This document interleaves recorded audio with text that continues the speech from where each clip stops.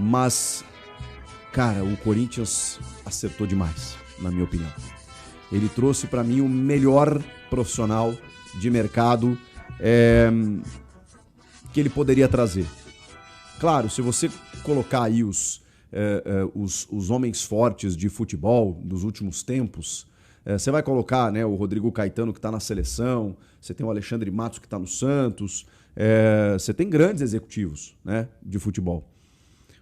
O Marcelo Paz, ele foi presidente do Fortaleza, dentro de um clube associativo inicialmente, e depois ele participa de uma transição, primeiro, de uma gestão remunerada e profissional. Toda a gestão do Fortaleza ela foi profissionalizada, e ele migra, depois que ele encerra o mandato como presidente remunerado. Ele era um dos poucos, se não o único, tá? Presidente de clube remunerado, para poder exercer a sua função, algo que eu defendo há muito tempo. O presidente ele lida com muitas cifras, com muita responsabilidade, tem que ter responsabilidade fiscal, inclusive. Então, esqueçam essa coisa de abnegado, o cara cuida do clube porque ele ama, aí o cara abandona a sua empresa, a sua família, vive 100% para o clube e, infelizmente, dentro do país do jeitinho, a gente já viu muitos presidentes se locupletarem, se beneficiarem desse cargo para situações escusas. No caso do Fortaleza, eles decidiram, não, o presidente ele tem que ser bem remunerado, inclusive, para que, evidentemente, ele tenha toda a sua disposição, toda a sua, todo o seu tempo, toda a sua dedicação voltada para o clube. E mais do que isso, aí ele vira um presidente remunerado e depois, na transformação do modelo de SAF do Fortaleza, ele se torna um CEO, que é justamente o cara que comanda o futebol, que comanda a parte operacional do clube. E, cara, o Marcelo Paz, um diretor de futebol lá atrás, quando o Fortaleza estava na Série C, a virar presidente do clube e depois presidente remunerado e CEO, ele participou de uma das maiores transformações da história do futebol brasileiro. Cara, a gente viu o Fortaleza sair de uma Série C, de estruturas precárias, de condições assim inacreditáveis, dentro de um mercado que é o futebol do Nordeste, que não tem a maior visibilidade, que não tem os maiores investimentos, que tem uma dificuldade logística, inclusive, são os clubes que mais viajam. E, cara, ele simplesmente transformou esse clube num protagonismo surreal. O que a gente viu acontecer com Fortaleza nos últimos anos é um case de sucesso. E muito por obra desse cara. Esse cara botou o Fortaleza no mapa do futebol com 3 títulos da Copa do Nordeste, com título da Série B, ele passa da Série C para a Série B, aí o título da Série B já como presidente. Na Série A, ele não se torna apenas um figurante, ele chega a classificar o time para Libertadores em 2 oportunidades. Em 2 oportunidades ele classifica da fase de grupos para oitavas de final. Vice de Sul-Americana, que seria um título enorme, mas acaba perdendo na final. Técnicos longevos, como Rogério Ceni e depois Juan Pablo Vojvoda. Ele fez toda uma reestruturação do PC, o centro de treinamentos. Ele investiu no futebol feminino, categoria de base, montou equipes assim, com aquela linha metodológica de um futebol, de jogadores competitivos, com fome, que compraram a ideia do clube e com isso conseguiram ótimos resultados. Mesmo no ano lá que foi, se não me engano, 2022, em que o Fortaleza era dito como rebaixado, estava na lanterna, de repente ele faz um segundo turno que classifica para Libertadores, negócio inacreditável. Numa recuperação com uma janela muito bem feita no meio do ano. Ou seja, tem visão, tem expertise, tem conhecimento, tem uma visão macro da coisa, não apenas no futebol, mas estrutural. A gente está falando de um profissional de mercado dos mais qualificados que, assim, dos últimos anos no futebol brasileiro. Para quem está dizendo, eu estou vendo aí alguma repercussão na rede social, poxa, ele acabou rebaixado com o Fortaleza. Gente, vamos lá, né? A gente vai olhar essa parte. O Fortaleza cometeu alguns erros esse ano. Eu acho que o Fortaleza... E ele até, ao se despedir do torcedor do Fortaleza, ele cita isso. De que, cara, em algum momento você transforma tanto o clube que a exigência passa a ser maior. E aí, quando você não consegue manter o mesmo nível ou até mesmo subir essa régua, você tem que entender que o ciclo encerrou. Foi o argumento que ele usou para se despedir do torcedor e seguir a sua vida como profissional de outro clube, no caso o Corinthians agora. E faz sentido, porque o Fortaleza em algum momento, a gente ficou, não só a gente, né, mídia, crônica, futebol brasileiro, contexto do Brasil, mas o próprio torcedor do Fortaleza ficou exigente com o time. Um time que até pouquíssimo tempo atrás, cara, pouquíssimos anos, estava aí numa cena de ostracismo, né? Disputava uma Série C, uma Série B, voltava para a Série C, era um clube com seríssimas limitações. De repente ele ganha um status, como aconteceu com o Mirassol agora, por exemplo, né? Vamos ver a constância e a regularidade do Mirassol, porque o Fortaleza conseguiu isso, mesmo que tenha caído agora para a Série B, é um clube estruturado. Pode voltar e depois figurar mais alguns anos na Série A, não tem problema nenhum, isso acontece, é normal, os grandes caem. E o Fortaleza já é um grande do futebol brasileiro. Pode não estar naqueles 12 times grandes, né, que você tenha títulos mais representativos e tal, mas, cara, é um time que está ali, muitas vezes com capacidade até de pegar G4, G6, entre os 10 primeiros com certeza, disputando competições continentais. Foi isso que o Fortaleza criou. E o torcedor, em algum momento, esperou algo mais. E aí, quando você espera algo mais, a cobrança vem. E aí eu acho que o Fortaleza errou nos últimos anos em se achar o novo rico, sabe?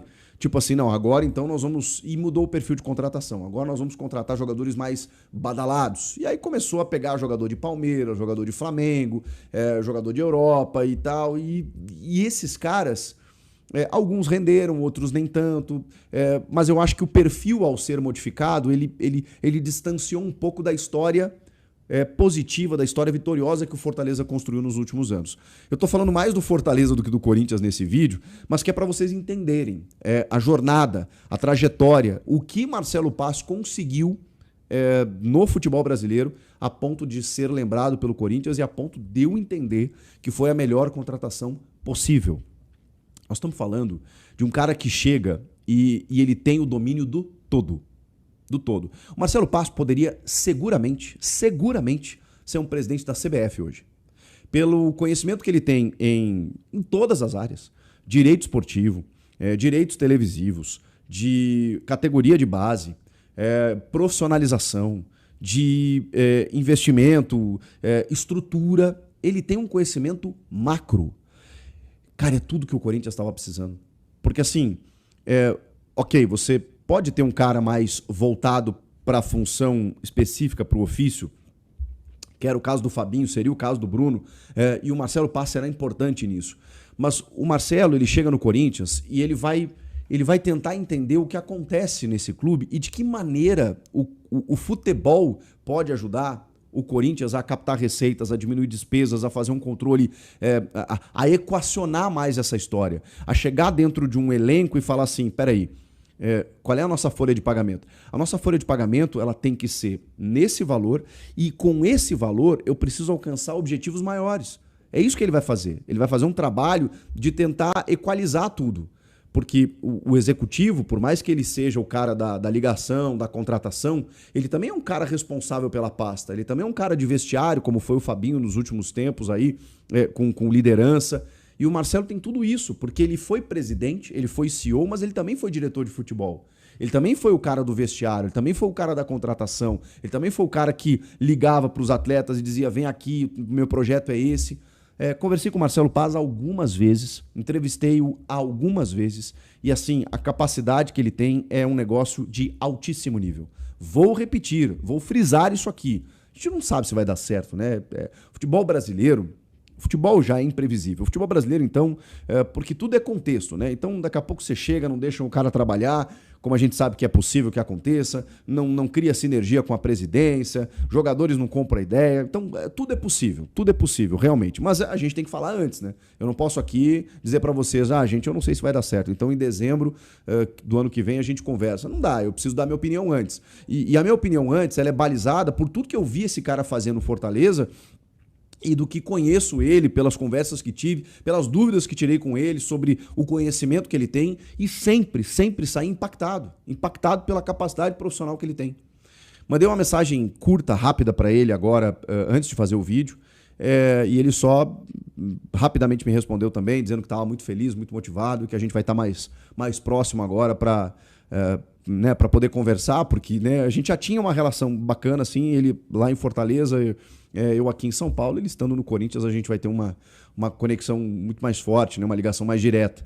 E espero trazer para vocês mais informações aí sobre as diretrizes, sobre o trabalho dele, dia a dia, e coisas que ele vai acrescentar para esse Corinthians, não tenho dúvida, na sequência.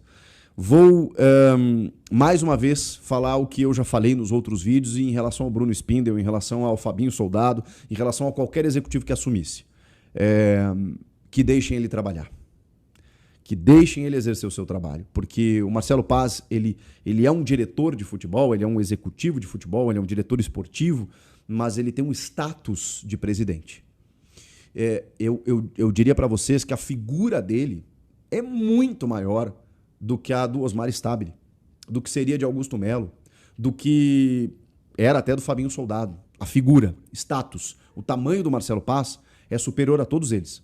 Então chega um cara no Corinthians que tem o tamanho do Corinthians, que tem um cara para poder organizar, assim, ele não vai ser um salvador da pátria, não é isso que eu estou dizendo, não estou dizendo que ele vai organizar as finanças do clube, porque não é esse o papel dele, mas ele vai representar a principal razão de ser do clube, a pasta principal do clube. E nisso ele pode ajudar e muito. Eu confesso para vocês que, sabe aquela história de cair para cima, né? Poxa vida, não fechou com esse, mas fechou com outro. Caramba! Que bom, porque foi a melhor escolha possível. Marcelo Paz, o novo diretor executivo de futebol. Existe um rumor, ele é rumor ainda, o que eu acharia excelente, tá? De que o Paulinho, o volante Paulinho, ex-volante Paulinho, que está no Mirassol, se juntasse, fosse um coordenador.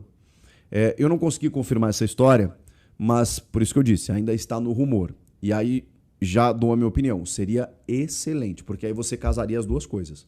Você teria um cara mais próximo dos atletas, você teria um cara mais próximo do vestiário, um cara que conhece demais o que é o Corinthians, porque o Marcelo Paz, embora toda essa experiência citada nesse vídeo, ele está desembarcando num clube em que ele não conhece. Conhece a história, conhece o clube, tudo certo. Mas ele não tem o DNA do Corinthians, né? Então você juntar o trabalho do Marcelo com o do Paulinho, aí seria fantástico. Se isso não acontecer, o Marcelo vai ter que fazer as duas funções, né? Vai ter que ser o executivo e o cara dos atletas também. Ele vai ter que ser o responsável pela pasta como um todo. Provavelmente tendo seus pares lá e tudo mais, né? Alguns parceiros. Mas se tivesse essa dobradinha aí... Mas vamos lá. Nos próximos dias eu trago mais detalhes sobre isso. Só para dizer que, de arrancada, o Corinthians acertou e muito. Mesmo que seja só o Marcelo, acertou e muito, porque... eu tenho excelentes, ótimas expectativas no que dizem respeito ao trabalho do Marcelo Paz. Nação, deixa a sua opinião nos comentários e agora bora para mais informações do Timão. Todo mundo sabe que o Corinthians quer o Savarino, que o Savarino quer o Corinthians, ficou super interessado, né, em jogar no Corinthians, mas tem que haver um acerto entre Corinthians e Botafogo. A situação deu uma travada porque agora o Marcelo Paz que vai ter que tocar todas essas situações. Mas eu já posso te contar o que houve até agora, tá? 2 nomes que eu ouvi, né, conversando com uma fonte hoje do Corinthians, que eu ouvi que o Botafogo deseja do Corinthians. Ranielli e Gustavo Henrique. Não os dois, tá? Eu não sei qual foi a prioridade, se é na verdade o Gustavo Henrique, ou se é na verdade o Ranielli, ou se o Corinthians falou não para um, isso então vê esse aqui. Enfim, mas esses 2 nomes eu posso dizer para vocês aí que eu ouvi, tá? Gustavo Henrique e Ranielli. O Corinthians não tem interesse em negociar nenhum deles, tá? O Corinthians vai oferecer ao Botafogo Félix Torres, tá? Isso eu já posso, né, passar aqui para vocês, né? Se já não ofereceu, né? Porque quando me falaram, ó, esse é o nome que a gente, né, vai tentar, então certamente já pode colocar aí como oferecido, tá? Vamos ver se o Botafogo aceita, né? Por quê? Qual o argumento do Corinthians em relação ao Félix Torres? Principalmente jogador que vai disputar Copa do Mundo. Félix Torres vai disputar a Copa do Mundo, né? e que ele joga muito bem na seleção, mas não se adaptou ao Corinthians, mas que na seleção ele joga, e é um jogador jovem ainda, tá? Então o Corinthians, né, vai apresentar, ou já apresentou esses argumentos ao Botafogo.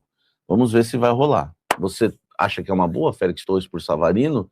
Em relação a Gustavo Henrique e Ranieri, de jeito nenhum dos dois? Enfim, claro que seria um só, tá, gente? Comenta aqui embaixo o que você acha disso tudo. A informação em primeira mão, hein? Vamos lá. 3 clubes entraram em contato com o Corinthians, sondando o Breno Bidon. Aquele lance dele rodou, né? E, enfim, circulou em toda a Europa, né? Aquele lance no Maracanã, aquele drible de costas, né? Eu vi o Silas falando sobre esse drible, né? Ele falou que o Renato Augusto, né, que fazia muito nos treinos esse drible, e o Bidon lá observou e pegou o drible do Renato Augusto, né? E, enfim, o Bidon que já tinha aí muita moral já no mercado, muitos clubes que sondavam o jogador, já dei notícias aqui, até Grupo City, Porto, Benfica, enfim. E agora surge o nome do Arsenal, tá? O Arsenal é um dos clubes que recentemente, após o drible aí, procurou o Corinthians, tá? Então a gente vai aguardar. E uma coisa importante sobre o Bidon: 3 clubes procuraram o Corinthians, mas nenhum ainda formalizou uma proposta oficial, tá certo? Acho que é bom deixar a informação aí para vocês, sempre na temperatura certa. Então são 3 clubes que procuraram o Corinthians, mas nenhum dos 3, um eu sei que é o Arsenal, tá? Os outros 2 ainda não sei, mas nenhum fez a proposta oficial, né? Tem interesse de vender? O Corinthians falou que dependendo do valor, sim, tá? Então agora devem chegar as propostas aí pelo Breno Bidon. Venderia por quanto? Venderia para quem? Ou não venderia porque é ano de Libertadores? Eu quero a sua opinião aqui embaixo. Deixa o like e vem tomar um café comigo. O nome do Savarino agrada muito, mas o Corinthians trabalha com cautela. E as atualizações sobre o Breno Bidon, que está recebendo sondagens de clubes do interior que monitoram a situação.